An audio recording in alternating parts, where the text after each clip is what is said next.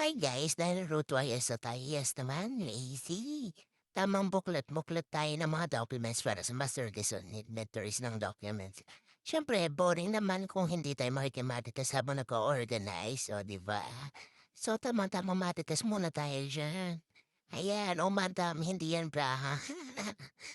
At dumating na nga si Charis, wala bang dumarating. So, ayan namang buklat-buklat muna tayo, and then ayan, check-check muna ulit tayo. Lista-listahin din dumating na yung aking SA, yan nga pala si Mika, ang student assistant, and siya yung tumutulong sa akin mag-organize ng aking mga documents. So, tinuturuan ko na siya dyan. And then, tamang buklat-buklat ulit, checking ulit kung may mga naisama ibang files. So, ayan, lumabas na ako para kuhanin yung kape, tsaka tsaka yung salamin ko. So, medyo malabo na yung aking mata. So ayun na nga, bumalik na ako, dala ko na yung kape at nakasalamin na rin ako. Tamang check ulit ng labels and then ang mga karna documents. So ayan, tinuturoan ko na siya na sabi ko, baka mas effective kung meron tayong mga tagging. So ayan, tamang buklat ulit and double check. Ayan, para naman maayos at organize yung ating mga documents. So tamang lista-lista muna tayo dyan and then mamaya-maya pa sabi ko, ay ka, ayan. So maya-maya pa, nagkukuwentuhan muna kaming dalawa and then ayan, dalawa na kami nagse-sort na kami, ayan. So tamang buklat and then tatambalin ko yung isang part kasi naihalo siya. So ayan, tumayo na nga ako, pumunta na ako sa table ko. And then nakita ko si mami, "Hi mami," ayan, tama-tamang marites muna kaming dalawa diyan. So ayan, siyempre hindi naman mawawala yan, para naman, di ba, kahit papaano may mga topic na alam mo na.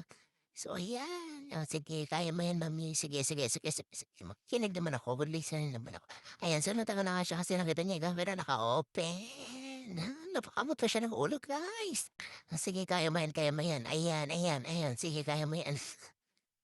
Ayan, marites ang datingan natin diyan mga kumare. So ayan, habang ikinig tayo ng, ayan, sige, kaya mo yan besh. Ayan. So, maya-maya pa, naisip-isip ko na medyo napahaba na yung kwentuhan. So, kailangan ko na mag-encode. Ayan. So, yung mga na-inventory namin, ina-encode ko na para may upload na rin siya sa Google Drive. So, ayan. Tama, encode ang lola mo. Di ba may pailaw pa ang keyboard? Mga sis, may pa-flower pa. Ayan. So, ayan. Patapos na nga ako. And maya-maya pa pupunta na ako sa accounting. O sige, tamang lista. Ayan, o sige, kaya mo yan. So ayan, naisipan ko na ano, para medyo nahihirapan ako kasi may mga codes na kasi siya na kailangan So nagdadalawang isip ako kung tama ba yung ginagawa ko. Dapat ko na ba siyang itigil? So ayan, tamang encode muna tayo dyan mga sis. Ayan. O diba, madam na madam ang lola nyo. O sige, kaya mo yan, Beshi. Maya-maya pa nagdadalawang isip ako kung tama ba talaga yung pinagagawa ko. Ayan, o 'di ba? Sige, medyo seryoso muna tayo diyan sa part na 'yan. O 'yan, sige kaya man-encode mo pa besh. O kaya pa? Ayan, parang narinig yata na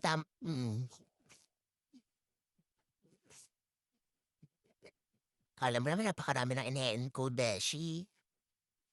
O, mukhang hingal na hingal ka pa niyan yung boksit mo. O, hingal na hingal ka na besh. Hmm.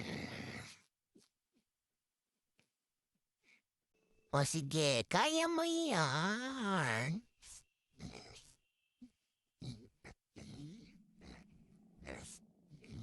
O masyado ata napahaba, beshi. Ayan ang problema ng ating nyo.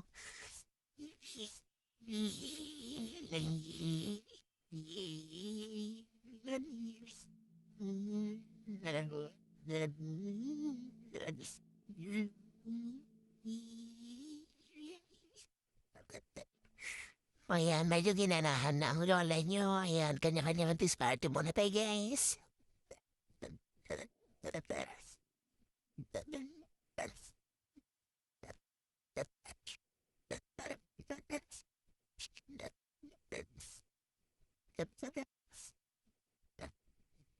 Di ba sabi ko sa akong lola, mamaya-maya pa, bababa na tayo ng accounting office. Ayan, kasi kailangan natin magpatulong.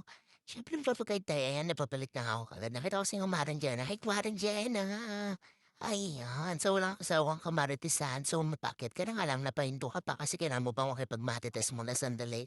So, ay papalik na ako ng office and then tiyadan! Nandito na ako sa table ko ulit guys after 1,000 years. So,